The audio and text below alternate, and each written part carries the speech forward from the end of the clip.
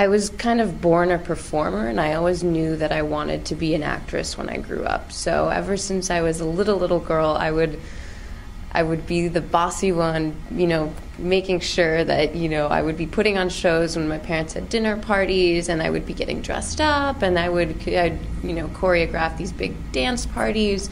And it was sort of, it was an innocent desire when I was like 4, 5, 6 years old.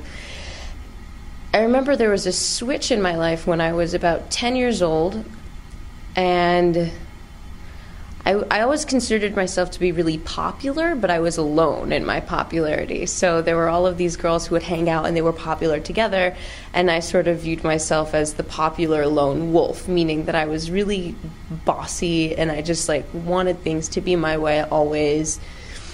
And I remember this one girl I kind of viewed as a threat almost. I don't know what it was about her, but we had these fashion competitions.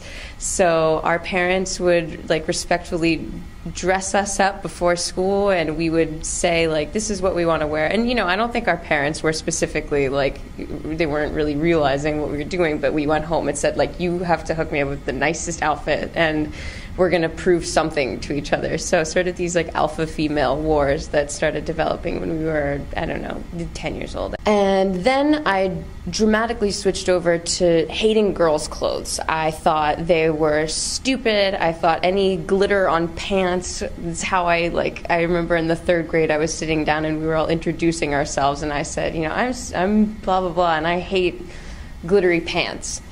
And I don't know what it was about that, but throughout my youth, I think I attached a lot of value to how I was dressed, and I wasn't really thinking about my body at all. My youth until, you know, I started going through puberty. And I don't actually come from a family at all where we're concerned with how we dress ourselves or, you know, what labels we put on. My mom has always been she wants me to look pretty. She wants me to look good. So whenever I had my hair unbrushed, she would be unhappy about it, which I understand. She just wanted me to look good, but she could never really accept that sometimes I just like wanted to grow out dreadlocks and do whatever.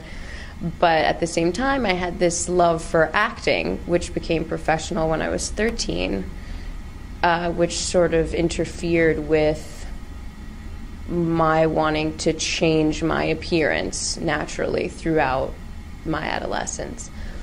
So when I was 13, or at least it was middle school, I specifically remember, things got really, really crazy. I started going through puberty, and I was a middle bloomer. Like I was pretty much on the same path as everyone else, as most of the people were. I wasn't, you know, developing earlier or later than anyone else.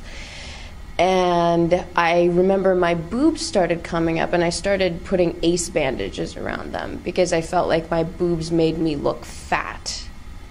And I remember there was 1 year where I first got them, and I was going out to Target and buying training bras, you know, like bras that made me look like I had little boobs. And then a year later, I was wrapping ace bandages around them because I, for some reason, thought that I looked fat. And this was simultaneously when there was the media was all over like Nicole Richie and Lindsay Lohan, and I started getting into social networking, MySpace, and there was this whole anorexic website it was this whole anorexic support system on MySpace. So I had one, and another girl in my grade had one, and we subconsciously fueled each other's eating disorders, and it got to the point where we did have our own separate relations with them, but seeing her get thinner or seeing her be talked about more by concerned classmates drove me nuts, and I'm not really sure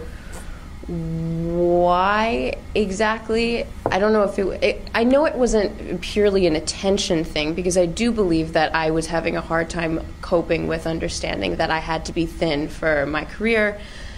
but I was growing all of these like hips and boobs and thighs, and it was just like really foreign for me. So, and then, you know, I started going on these websites, and every day when I got home, I'd go on like supermodels.com, and I would just look at models like eye candy. It was like porn. I don't know what it was. Like, they were so thin and sexy and lubed up with like bikinis and stuff, and I was just like, how could I not be that? And I think the issue for me that like really pushed me was that my mother kind of viewed my relationship with food as healthy, because my mom herself sort of has veiled eating issues. Like, she won't eat all day, and then she'll binge really late at night. And that wasn't really visible to me until I sort of recovered from my own situation or my own issues. And I think the relationship that really growing symbiotically with the relationship with my body is my relationship with guys. So there was a point in my life where I guess it still is, guy like value my self-worth based on other guys, or how men view me, or how women view me, or just like I looked for love outside of myself. And I never really understood that that was a symptom of not loving myself. I always thought that it was like, oh, everything was good, but you know, there's something about a guy that you don't even really care about just like wanting you, and that just like feels really good. You know, I don't know what it was. So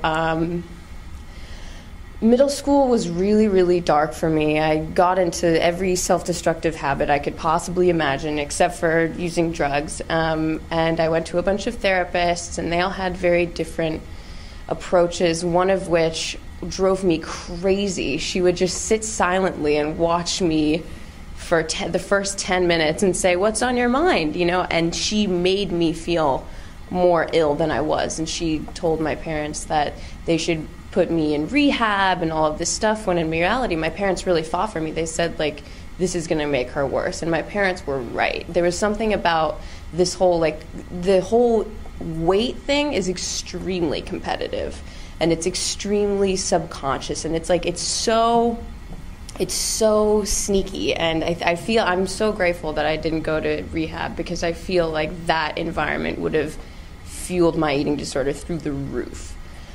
So, entering into high school, I was like so excited. There were all of these older guys. They thought I was like, you know, I was fresh meat, whatever. You know, I didn't know better. So I was doing okay with my body. Like I was recovering from this whole like really dark, awkward adolescent eating disorder situation.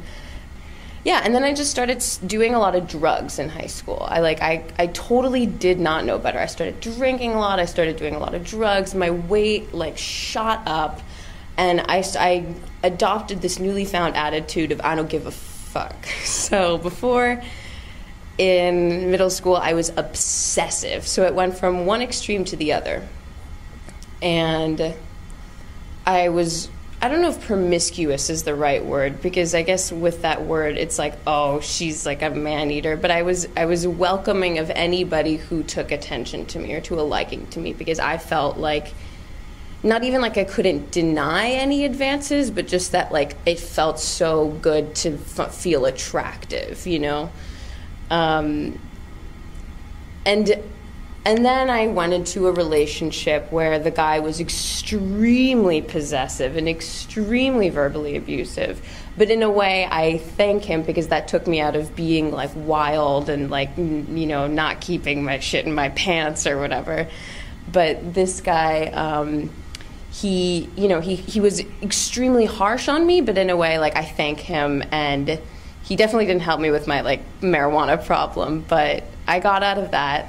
And then my last 2 years of high school were phenomenal. I felt free. I felt like I had gotten all of this. I felt like I just like did what I needed to do. So yeah, I guess my conclusion is that I never really realized that all of this self-harming behavior was really coming out of not genuinely loving myself. And it's not that I hated myself, but I think that there was definitely a disconnect from just like meditating and patiently realizing that you have all of the answers and you don't have to search for them, that they're already there.